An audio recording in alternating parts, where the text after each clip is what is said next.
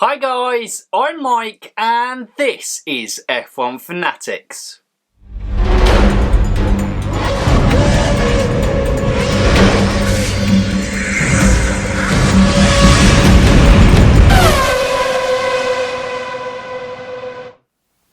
Welcome back to another F1 Worldwide, guys. It is the break week between triple headers again. Obviously, last time out we had Ben from the brilliant BMPH F1, and joining me today to discuss a topic, I have Ash from the Outside Line. So, Ash, welcome to the channel. Thanks very much. Thanks very much for having me. It's I've watched your channel for a while now and seen it grow, so it's kind of surreal and a real pleasure to be on it. So thank you very much. No problem at all, Ash. And if you guys don't kind of know the Outside Line already from that front, it's a brilliant channel. Ash, it's fair to say that you maybe have a little bit of a inner fanboy for Jean Alesi. Well, this is the weird thing, and I kind of put this disclaimer out, and I think I'll have to continue doing so. Is that before I started this series, I kind of liked Jean Alesi, but I wasn't like as big a fan as I've become just from doing this series. Basically, so what I'm doing is I've decided to start a channel basically devoted to driving games, not because I'm an alien, as they say, for the quickest of sim races. Bang average is probably the kindest thing I think you could say about my talents, but it's something I've always loved and enjoyed, and something that I've not always made time for. Same with motorsports in general for that, and I decided, right, I'm going to make this channel. This is going to be my connection, or reconnection as it were, back into the world of both motorsports and driving games. And I started off by doing a lot of the modern games, but I thought, you know what, I'm not doing enough F1, I want to go back. So I've gone back to the original Formula 1 game for PlayStation, and I'm playing through that. And because this is before kind of you could create your own, driver and now team, as the case is, I decided, well, who am I going to pick? And I thought, well, who deserves more out of the sport from this time? It's the 1995 F1 season, and Jean Alesi just seemed like the obvious choice. He wasn't one of the top two teams, so, with Ferrari, it's a bit of an underdog story. Oh, how history repeats itself. And then I thought, well, Jean Alesi seemed like a genuinely nice and talented guy who just didn't get the best run of things. He chose Ferrari over Williams. There were some kind of more complexities to it than that, which I'm going to kind of go into on another video, I think, at some point. But because of that decision, his career struggled, unfortunately, and he only had the one race win. So I thought, right, you know what? I'm going for it. I'm going to see what I can do, see if I can finally complete the game, because I never actually did. And then as I was doing it, a whole other side that kind of just spawned out of nowhere was kind of tying it into what happened in the real world and what kind of other stories from the time. So I've talked a lot about Jean Alesi, but also we've kind of done stories on, so far, Mansell at McLaren, the story of Martin Brundle, because he was still active at the time. The next one I'm doing is about the short-lived Simtech F1 team. So, yeah, it's kind of grown a little life of its own, and it's not the most polished, I admit, but it's good fun. And if I become the Alesi fanboy in the internet, I think I'm all right with that. I think that's fair to go, and I think that nostalgia is definitely something that tap into with things, and I think that's the thing. There is so much kind of dedication to being really good at these racing games, and I think it's also a refreshing take. Not saying, yeah, it's refreshing that you're not very good. No, but like obviously, we have Mike's. Good, because that's my main selling point. Yes, thank you. But yeah, we have Mike's Amateur Lap on our kind of previews, and I think it's just fun to kind of, I think what your channel encaptures perfectly is that fun and enjoyment that, we have that, our idols that we look at in Formula One and the sport that we love to follow. It's nice to kind of just feel like a bit of a hero sometimes in some aspects within the game. But yeah, if you haven't checked out Ash's channel, I will leave it in the description down below, a link to it, and yeah, obviously go and check out and drop him a sub and a thumbs up on a views, and make sure you keep up with the internet's Jean Alessi fanboy. Thank you. You know what? If it sticks, I'll take it. Hey, you've got to have something, haven't you, in terms of there. But as always, it's always nice to kind of promote the channels who do come onto the F1 Worldwide fan podcast. But what we do get into today is we usually have a topic that we like to discuss, whether it's relevant, whether it's looking at kind of something a little bit older, or maybe something in the general bigger scope, which falls into today's topic. And it is the thing, well, obviously, we've had a team that's dominated for 6 years, Mercedes. We had Ferrari in the early 2000s dominate. We had Red Bull dominate from 2010 to 2013. But the real question is here, Ash, is F1 boring? I'm glad you've gone in with like a nice small question, so thank you. I appreciate that. Yes, I did like to kind of ease you into it. You know, we'll build our way into the topic, and F1's boring. That's the easiest way to go into it, isn't it? Well, yeah, and you know, I have given a lot of thought to this, because how we judge F1 I kind of do you take it as this, you know, there's a certain set of standards you want from F1, or from it as just being a sport in general? Because if you look at all of sport, for example, not every single football match is a classic. There's a reason why there's a phrase, it's got 0-0 written all over it, is in common parlance. There are loads of boring football matches, millions that we forget. There are loads of, you know, straight sets victories in tennis, and have, you know, certain players dominating that for periods of time. So, you know, is it a problem that F1 has the same thing? You know what I mean? But that said, there are hundreds of football matches every year. There are only, well, in a typical season, 20 to 22 races a season. So I guess you kind of build them up to expect more. What was it, Liberty? I think it was Liberty Media that said they wanted, 22 Super Bowls every year. And that's a hell of a thing to kind of try and build up, because, you know, the Super Bowl isn't always a great game either. In its current state, I don't think F1 is doing too badly, to be honest. It depends what you want out of the sport more than anything. Because you mentioned some periods of dominance there, and it's kind of interesting that I experienced Schumacher's dominance in the Ferrari as a pre-teen. So I was kind of 9 to 13 throughout his kind of peak. And then now I'm experiencing Hamilton's as an adult.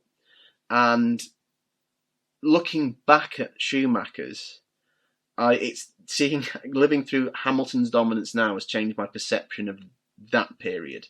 Because for me, that was the nadir of the sport, of being like a pre-teen fan. It was just, the race starts and Michael Schumacher just drives away, you know, and that was it.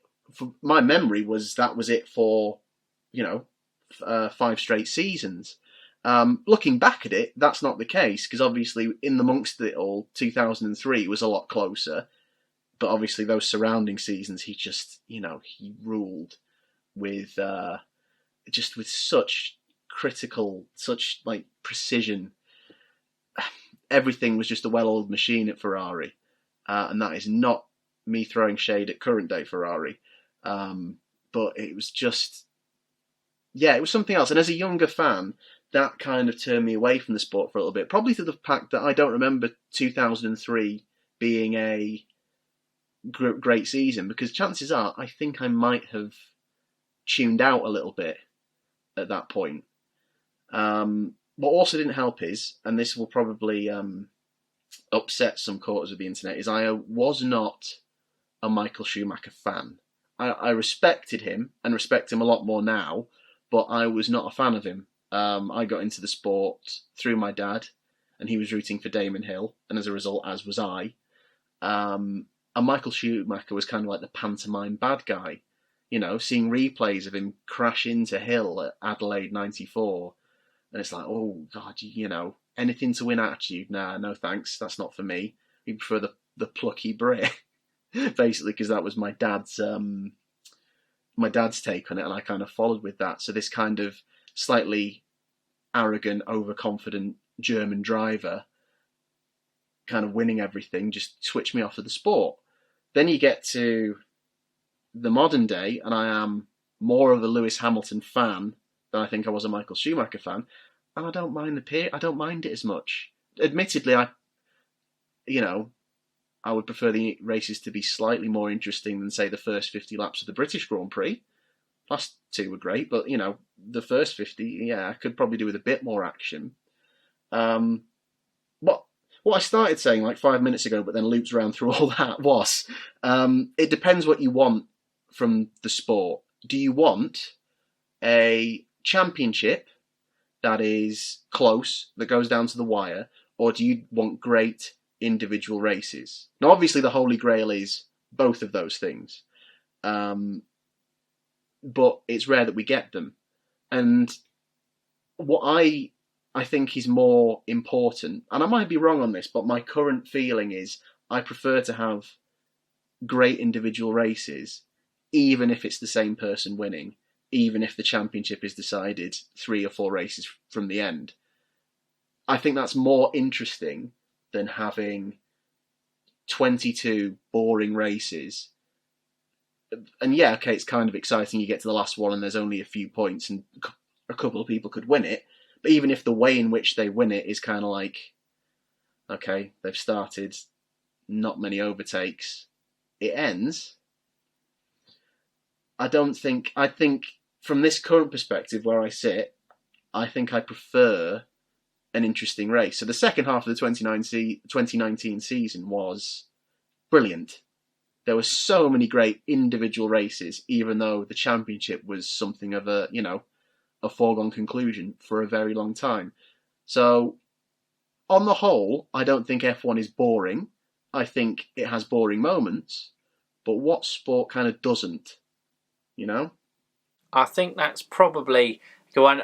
It was always going to be, an in-depth look, because I've thrown you the most open question, I believe, to be out there going, there you go, whole of F1, is that? Let's talk about that in terms of its boredom. Go on that front. But I think you're right. I definitely prescribe to, although Lewis wrapped up the season early in 2019, it was a brilliant season. The Austria races with the emergence of Max versus Charles. Then we got Max versus Lewis at Hungary. Germany was a kind of colossal blur of chaos. It was, and then we had the Ferrari, the stories of, Charles winning in front of the Tifosi, the first time Ferrari had done that since 2010 with Fernando Alonso. And, it was just brilliant to watch these little stories transcribing the battle between Seb and Charles and Ferrari. Gasly being dropped, Albon going there. There was on-track stuff, there was off-track stuff. There was loads to keep you interested, on that front. And then obviously the whole engine debacle happened with Ferrari as well. And then on top of that, you've had below those top 3 teams such a close midfield in terms of it. Pierre Gasly getting on the podium for Toro Rosso, Daniel Kvyat doing that, Carlos Sainz getting a podium post-race in one of the weirdest podiums ever. There is plenty to kind of look lost in. And 2019 was one of those pure ones that, although we didn't have a championship fight, you can still have a brilliant F1 season. But going back to those seasons of dominance, I think probably where this question becomes more relevant, and there'll be people who, like I said, I growing up around the same time with, the Michael Schumacher dominant years, it was kind of, you are half into it. I didn't get fully into it until Fernando Alonso had that fight with Kimi Raikkonen in 2005 and, stopped the dominance of Schumacher. And I was like, oh, this is different. And sometimes I think we're drawn into, we just want something a little bit different as variety. But I think where Mercedes get hurt is 2014 and 16 was brilliant because we had at least the Nico, Rosberg and Hamilton. That was the Prost and Senna of the modern era. Obviously, I don't think, you could argue, is higher quality as driver. Nico wasn't as good as one of Prost or Senna, but he was still a guy that could push Hamilton in a different way, and obviously won a world championship culminating in 2016. But I think the last 3 years, the way that Ferrari's title challenge in 17 and 18 just fizzled into this kind of disappointing end.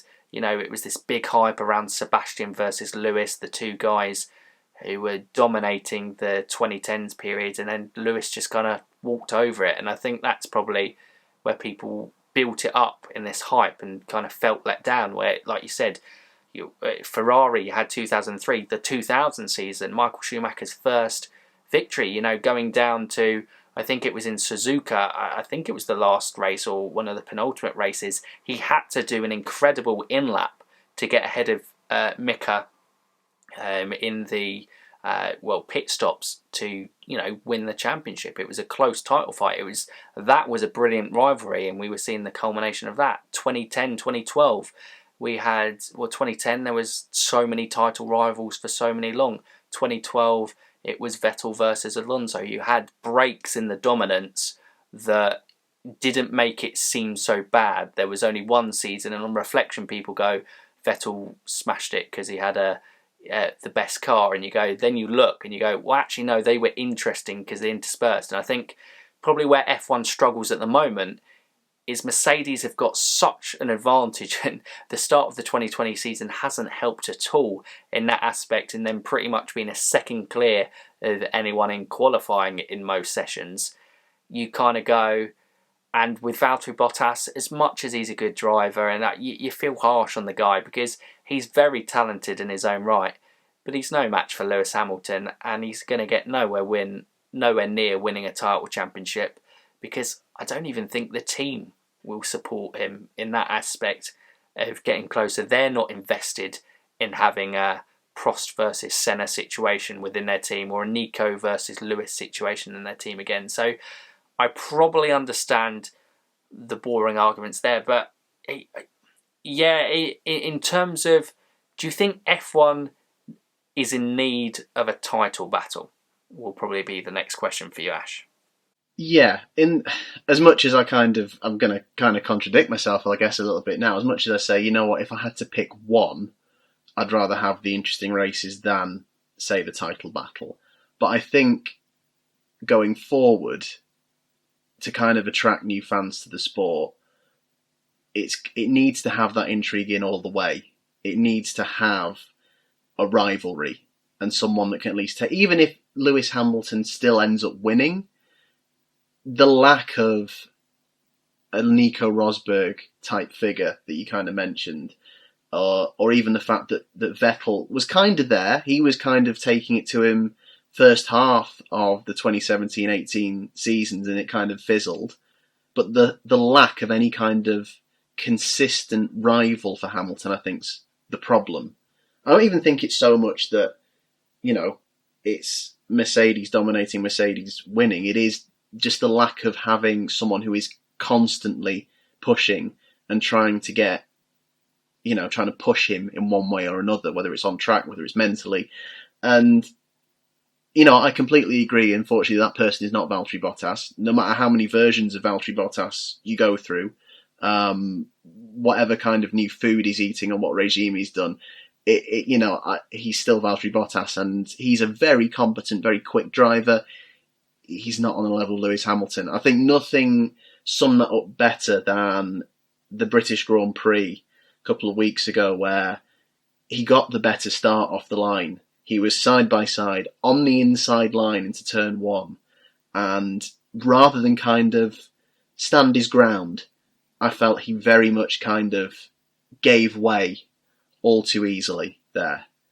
And yes, he was unlucky to kind of come away with nothing from that race. But I think in that first turn, that kind of showed, Valtteri's not going to be the person.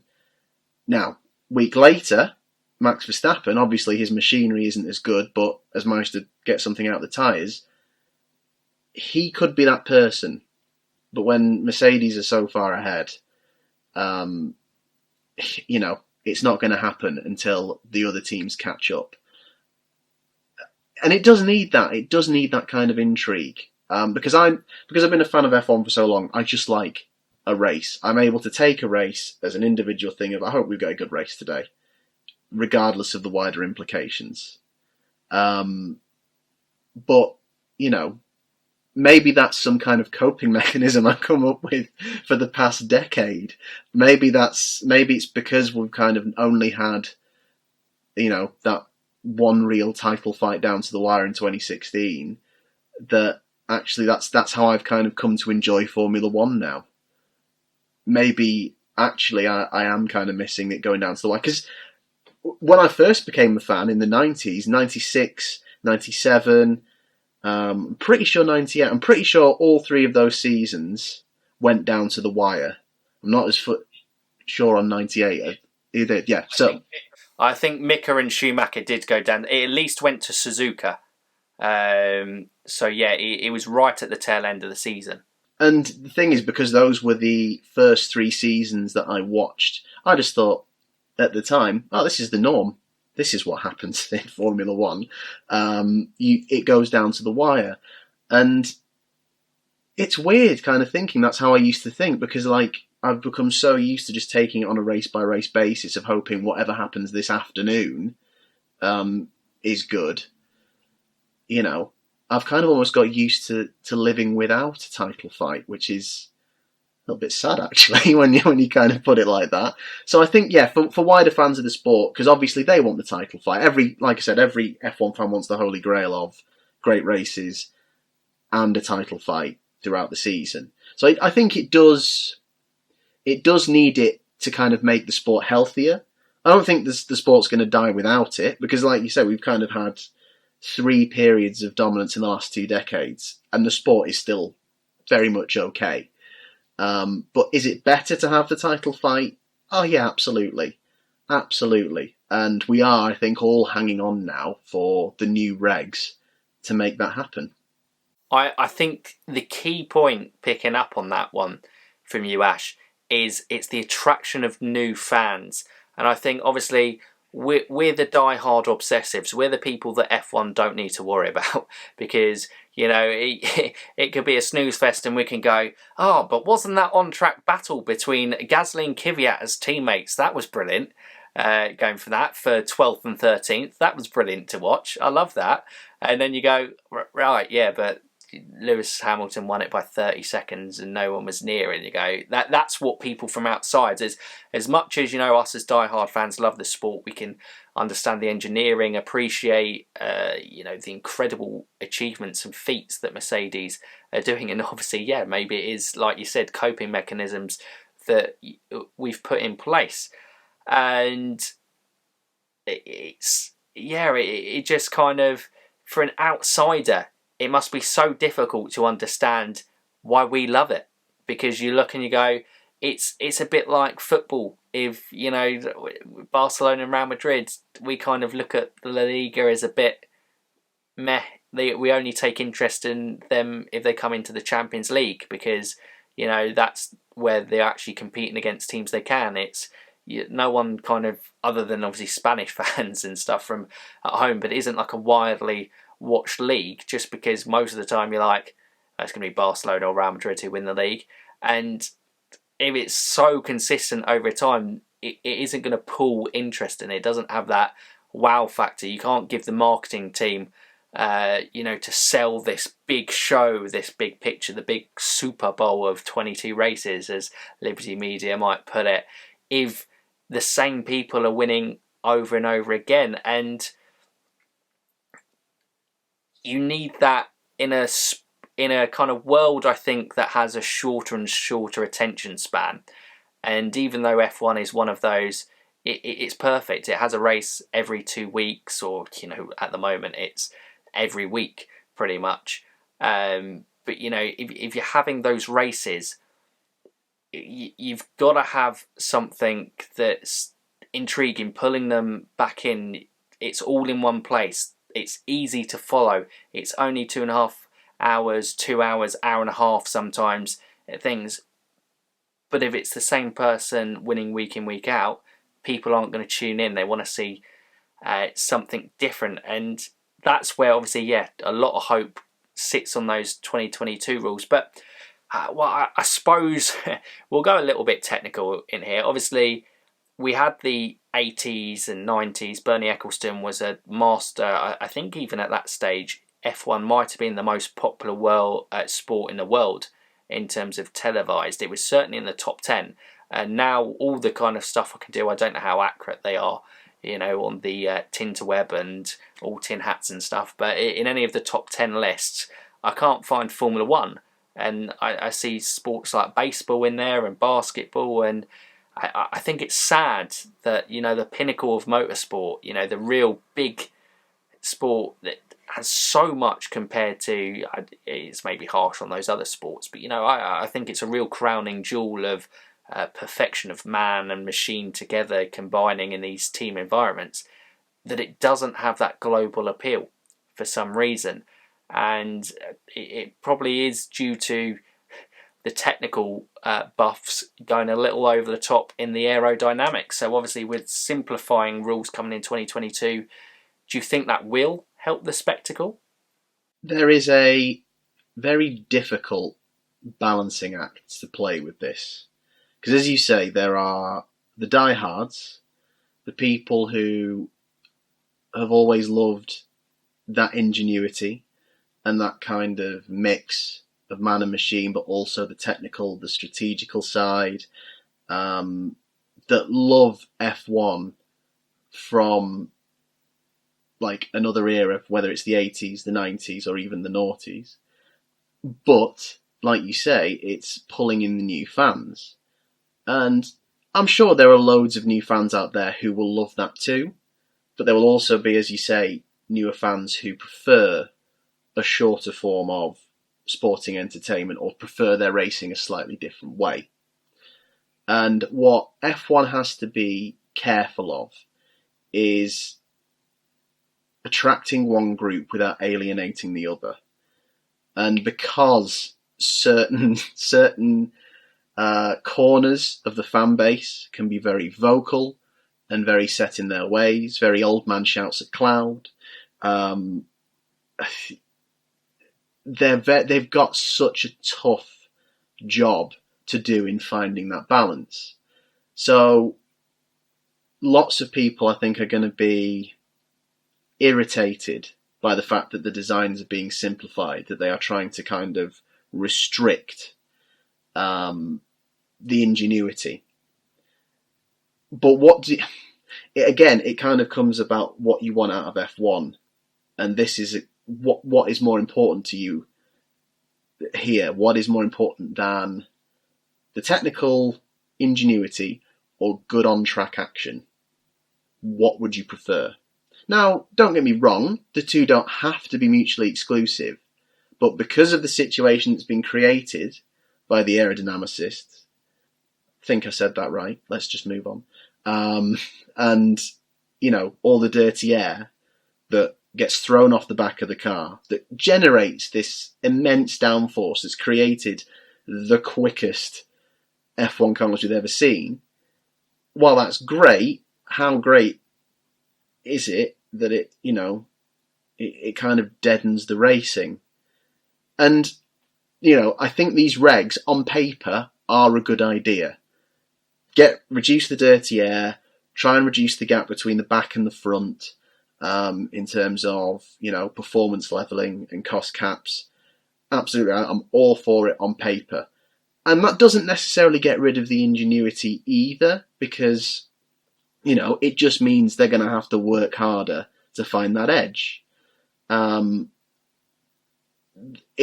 again, how far do you go? Because I don't think anyone really wants F1 to become a spec series, because it's got that kind of draw of having a Constructors' Championship, of having different car makers, and less so, but still there to a certain extent, privateers come in with their team to try and create something that will get to the top. And as much as I kind of like F2 and F3, and, there are teams there that you kind of grow affinities with, there's something slightly... This is going to seem completely illogical, but there's something slightly missing for me there, that it's not these constructors and these car makers trying to do something of their own, to create something, to create a team to create the quickest car, like you say, to create that perfect meld of man and machine. So, on the whole, I think the regs are good. I think they are going in the right direction. Whatever, there are still loopholes to be found, and I'm sure some of the smartest people at these teams will find them. But they have to just tread carefully with how they go forward with this stuff, because they want to walk a balance. Like, some people were completely turned off by the concept images of what was at the time the 2021 car, because it was a bit too IndyCar. And they were worried it was again going to be too spec. But will they still be worried about that if the racing's good? If they'll turn up to race one and actually, okay, maybe it has lost a little something elsewhere, but what we gain on track, will that make up for it? But yeah, like I said, it's a balance. It's a tough balancing act, because they could throw every gimmick under the sun at it. They've I think with these regs as a starting point, because this isn't the end game. I think they will still continue to develop them. As a starting point, I'm for the ideas. I am not an aerodynamicist. Again, I'm still not sure if I said that right, but still, I don't know if it will work. But I like what they're trying to do with them, at the very least. I think what we have to give them credit for is what the FIA have been guilty of in the past, is trying to find a quick fix and almost, plaster over the cracks. But then obviously the cracks come through cleaner, and they've only just kind of, then the problem almost escalates further because you've ignored it for a while. In some aspects, I think, the benefit of simplifying aero, we look at kind of historically cars back in the 80s, 90s, and it's almost a little bit with rose-tinted glasses, like, they were good old days. There were some, great racing in terms of, and there was certainly some great races within that, but also you had the dominating McLarens, you had the Williams through the early 90s, then McLaren in the late 90s, only really Ferrari. I think it's a really difficult thing. I think the only reason people will always find something to moan about in Formula One. That's part of sport. No one will ever be happy. You're never going to find a set of rules that everyone's going to sit back and go, wow, that's incredible. Everyone's going to be completely content. It's just impossible, because there's so much variety as us as human beings. You won't like the same things. You won't be drawn to it. Same things. The F2, F3 argument I see as being made thing. Wouldn't it be great if F1 was a spec series? And go, wow. For me, like you, I agree. It loses its USP. Formula One is the only single-seater series in the world that, is like a proper constructors and drivers championship. It's a proper team sport for me. Although F2 and F3 have teams, the focus very much is in the drivers, and that's great. If you want drivers championships, I think Formula E is doing a good job for people who enjoy that, and my preference out of it, if I'm going to watch a spec series, will be IndyCar. I think that's brilliant for the drivers. You do have the teams, but it really is. You can tell by their liveries, and their individual sponsors, and how the cars differ even within the same team. It's a driver series. I think there's plenty out there anyway, and if Formula One went down that direction, then it loses its soul and then risks destruction in itself, because although it may have the F1 tag, it no longer technically is F1 in my books, because it loses the very essence of what F1 is. I think where a lot of people, where the struggle is in F1 is they need to make those gaps at the top smaller, and they at least need two teams to be fighting each other, because you can have a period of dominance, or they can have, because teams aren't going to do it. Mercedes have shown they're not going to put two of the best drivers in the same car. Mercedes, even dominating everything, they're probably going to win 7 Constructors' Championships in a row, the most in all history. Lewis Hamilton's going to win 7 Drivers' World titles. If they cared for the sport, which they have no entitlement to do, they're just there to win for their brand, they would hire Max Verstappen and put him in that car for 2021. And they would put Weir in the car that's going to put the 2 top drivers in the sport against each other. But they won't do that because it makes absolutely no sense to them as a team to do that. So we need 2 teams at the top to do that. And if the rules can make those gaps smaller, I think that is the element just missing, because people always get drawn to the front. They always want to look at the top. They always want to see the close battles. We've had brilliant midfield battles. The midfield, especially this year, like third in the Constructors downwards, I suppose, taking out Haas, Alfa Romeo and Williams. But other than that, it's incredible fights in terms of the change, how close it is in the field. If you could just have Red Bull and Mercedes closer together, I think you've got a hell of a good sport there, still keeping its integrity in Constructors, even with these rules. So if the new rules come in and it just gets, even if it's just Mercedes and Red Bull closer together, or someone comes up like McLaren again, or Renault, or Aston Martin, it just, I think, needs 2 teams fighting at the top, and that will solve a lot of the problems I think people have with the sport. Yeah, absolutely. And as you say as well, of course it would make no sense for Mercedes to put, the 2 best drivers in, because as much as, it's great for F1 to be thriving, it's better for them to be thriving within F1 rather than kind of they need to look after their own interests rather than F1's. And as has been said, I think, a few times recently, because people are starting to get irritated with Mercedes, which is mad. The onus isn't on them to be worse or to do things in the best interest of the sport. It is on the rivals, their competitors, to be better, and it is on the sport itself to try and create a playing field that is level, but also kind of gives opportunities to, I think, performance leveling, essentially, to be able to kind of give teams at the bottom a bit more of a helping hand to their better place next season. In the same way that NFL has the draft, that the lowest ranking teams get first picks of the best players the next season.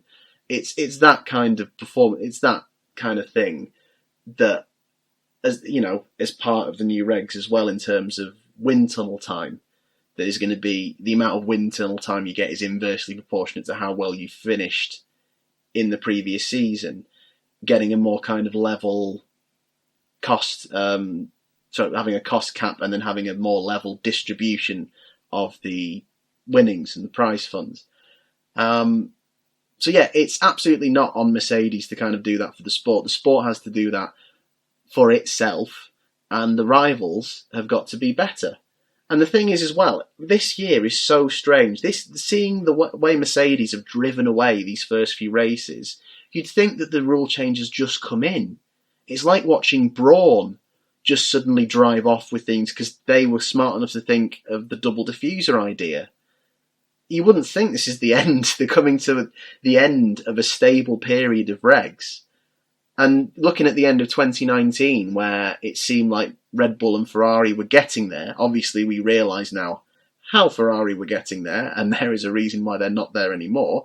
But Red Bull, I don't understand how the gap has opened that much. And that's just completely congratulations to Mercedes. You've worked hard. You've opened the gap up. It is on everyone else to try and close that gap. And yeah, partly on the sport to do that. And it has to be done in a very sensible, thought out way that, as you say, doesn't ruin the sport's identity. Because, the Bernie era, the late Bernie era had some classic ideas, like elimination qualifying, like double points at the final race, which I'm so glad that season was decided. I was actually relieved that season didn't go down to the wire, because to have a championship decided on such a gimmicky, pre-constructed notion like that would have, maybe this is the older diehard in me coming out, but I just would have been like, nah, no, sorry, no, you should have had half the amount of points for that race. You don't deserve to win on that, So yeah, staying away from ideas like that, and ideas that kind of, keep the sports identity intact while moving it forward and shutting those gaps is, I think on paper they're doing that. It's not on Mercedes, as you say, to do that. And, there's still a hope that this year and next year the gaps will shut since, because, they seem to have found a minor weakness in that Mercedes now, in terms of reliability and tyre management. But, like I say, it's... I think we're holding out, really, for the regs to kind of really change things up. But, like you say, people have short memories. I don't think people were having these discussions a few short years ago when there was a great title fight. Even in 2016, yeah, okay, it was the same, but, when there was a great title fight going on, there were no other problems. When, it was close in 2012, there were no other problems. And a few short years ago again, these same problems existed in the form of Schumacher's era. So yeah, I don't think it's not a problem that needs a complete reinvention of the sport. It just needs tweaks here and there to make sure that field gets bunched together. Because naturally, over time, when the money's so far apart and when you've got time to kind of develop, naturally the field spread is probably going to, increase. But now they're doing things to just keep them bunched up, hopefully. So, yeah, it's not a massive problem in my eyes. And it just needs little fixes. It just needs the right little fixes. I think so, and I certainly feel the budget for me, a well-managed budget cap is absolutely key, I think, to this situation, because I would say, well, Ferrari have a history, other than the golden years of Michael Schumacher, of absolutely misusing their budget and failing to capitalise on having the largest budget in Formula One, what they pump into it. But Mercedes have proven you give a big budget to an efficient team, they become the top one. Red Bull have a bigger budget outside of that. They're the second quickest team from there. And then everyone else is fairly close because their budgets are. And then Alfa Romeo and Haas and Williams' budgets are small, so they're back there. So if you then bring in the budget cap and you give even the playing field on that front, then I actually think it benefits the sports, because it allows the smartest and most technical minds to work within a budget, and they have to be, make sure things are absolutely right. They can't just endlessly develop things and go, well, that doesn't come right, we can just chuck that 20 million away, or whatever they spend on an upgrade or something like that.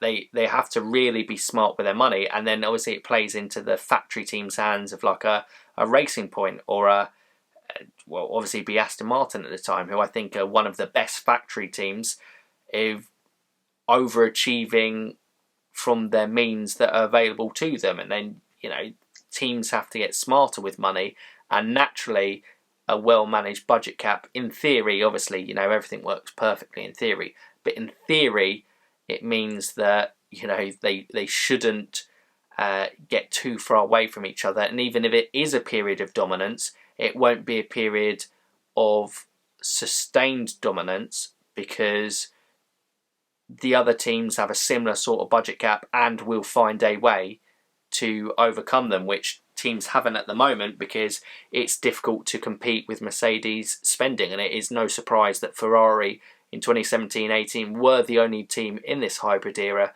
to get anywhere near Mercedes, because they were the only ones who could match them in terms of budget. They just Ferrari'd it. Yeah, absolutely. And the thing is, I absolutely agree. I think, being able to kind of level it in terms of resources is going to play a huge part, because obviously you can't just make money appear, but anyone can be, ingenious and inventive and clever, and you never know at what team the next Adrian Newey is suddenly going to pop up. Like Adrian Newey, I think started his career at March F1. So imagine just the next kind of great car designer, or the next kind of great sort of clever thinker of the sport could come into one of those sort of lower table teams in a playing field that is, now at least bunching them together. And it changes everything. And like you say, there have been teams in the sport that have massively mismanaged their budgets, and they've kind of underperformed in relation to the money they've spent. And Ferrari is kind of the big one of the moment, because they've kind of reverted to type, unfortunately. It was essentially the blip of Schumacher and having Brawn and Todt in there that helped get them organised. But now, this is the thing, will that budget cap help Ferrari in a sense? Because actually they have to now think about their own resources better. Could it actually force Ferrari to be better as well? I think a lot of the top teams are viewing this as a bad thing, because they won't be able to kind of spend their advantage, essentially. But could this need to kind of have to rethink and reapproach the problem? Could it actually spur them on to be better? I mean, that maybe hopefully not, because I don't think that fixes the issue. It just means they've found a way to be great again. But you don't know how this is going to kind of affect the teams. It's the first time that anything like this has been introduced. But like I say, I think on paper, it's definitely the right thing for them to be doing. Same with like the wind tunnel time as well. I think that's a brilliant idea, and other ways they can kind of find to do that. Maybe do you even stretch that to testing time as well, or practice time? If it's not having the desired effect, do you kind of? I mean, this could be on the verge of being almost a Bernie Ecclestone style gimmick, but just hear me out. I'm not saying it's a good idea, but hear me out. Do you kind of give the less good teams from the previous season a longer FP1? Do you kind of give them that time to kind of work on themselves throughout the season? And like I said, this is because we don't know how these changes are going to affect Formula One going forward. Those are the sorts of things that should be looked at. It's like, how much help do you need to help level the playing field, but at the same time, not too unfairly disadvantage the teams that are winning as well? Because then what's the draw of winning if the next season you're just going to be nowhere? It should be enough of an incentive for you to want to win, and you can still be in a good position to continue winning. It's just that your opponents are better placed slightly. And it's going to be a fine balance to try and get, because if you kind of do it too much or not enough, you just have the same situation you have now. Too much, and you will have, sure, unpredictability in terms of the teams, but then it's like, well, what's the draw for being a top team in Formula One? It's then just a lucky dip. And while that may not be such a bad thing from a fan perspective, how does that attract teams into the sport? How do the shareholders and all the money people feel about that? How do they feel about the fact that, okay, we might win a world championship this year, but because of the way the sport is now structured, we might not win another one for 5 or 6 seasons. And it's going to be tight to kind of keep it going that way. So, yeah, it's going to be interesting, but I definitely agree the budget cap is a huge part of it. And it's no surprise that it was the thing that I think the teams fought the most. Well, the top teams, anyway. Yeah, I think they certainly realised how big an impact a well-managed one could be. But I think that's probably quite a good point to round off, because obviously we threw in initially with the question of, is F1 boring, and then obviously built on that in terms of what things people might perceive to be boring within a sport, what things are good, what we'd maybe prefer from there, and hopefully obviously everyone's enjoyed the discussion to get there. But I think, Ash, in terms of a rounding off thoughts, were like, F1 isn't boring. There's definitely things there. It's not perfect, but that's human nature. Nothing's perfect in terms of, as much as we strive for perfection, it's almost virtually impossible to achieve that. And F1, 2019 was probably one of the best seasons of the 2010 decade in terms of, and had no title fight, but just because of the races that you had in there, it really was a fantastic season on that aspect. There's joy that you can find in it, and I think if there was a worry that the sport was just happy to let things go, then you have to start asking serious questions. But the sport, rather than being reactive, has been proactive with obviously the design of these rules or discussions, and everything in place for about 7 years, I think it was, to get to the stage that they did. It's not boring, and it definitely has a bright future. Would you agree with that kind of trail of thought? Yeah, absolutely. It's, like I say, I kind of mentioned like earlier. It's, I think it would be unfair to expect every single F1 race to be a classic.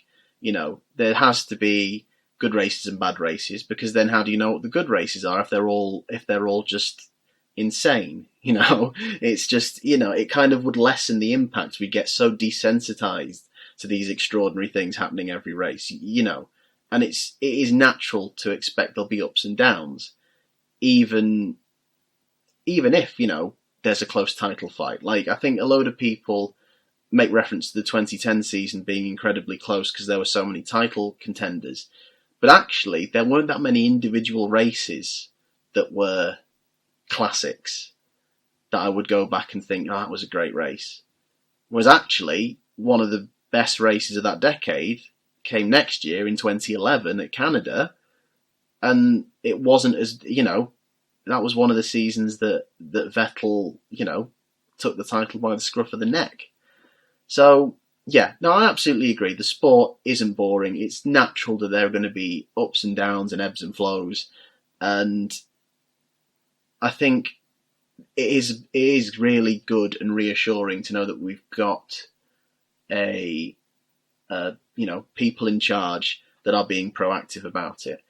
I've known Formula One longer as a Bernie Ecclestone thing than a Liberty Media thing. So when it was happening, I think my overriding feeling towards it was, okay, I'm a bit worried, but actually, based on some of the things we've seen, I think I was about ready for it. And so far, they have not royally messed up the sport.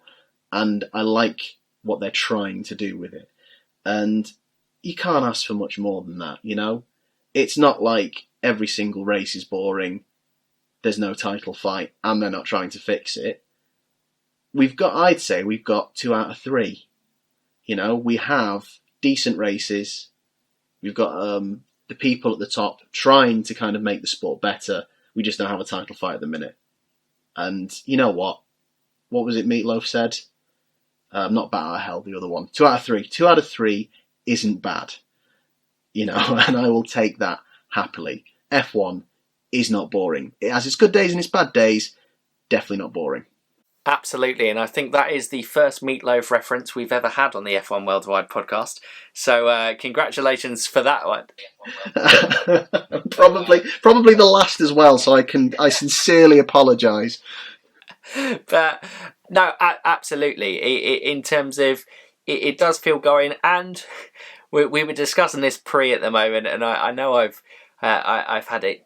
Don't necessarily rule out the 2020 season just yet, just because there's been a team that was dominant and flew out the blocks, because things can still get a little bit interesting, certainly on that aspect. F1 is the wonderful of producing the unpredictable, just by its very nature of the sport. there are so many variables that come into play that it's impossible to be entirely predictable, and there's certainly stuff that will entertain this season, if not a title battle, although fingers crossed there might be some sort of a challenge throughout the season. But Ash, thank you so much for coming on this channel. It's been a fantastic chat on what's an interesting topic, I think, to talk about. We're maybe a little bit biased, we're two hardcore F1 fans, but I like to say that we've been fairly balanced in the whole thing. But thank you for coming on. No, thank you so much for having me. It's been a pleasure. No problem at all. And like I said at the start, if you haven't already, please do go and check out The Outside Line. Like I said, links will be in the description down below to his social medias and obviously the Ash's channel.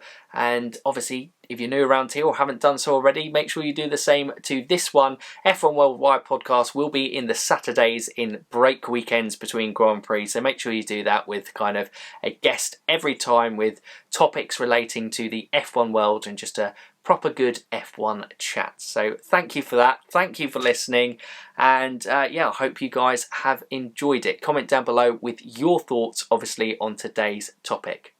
So for now, you F1 fans, keep racing!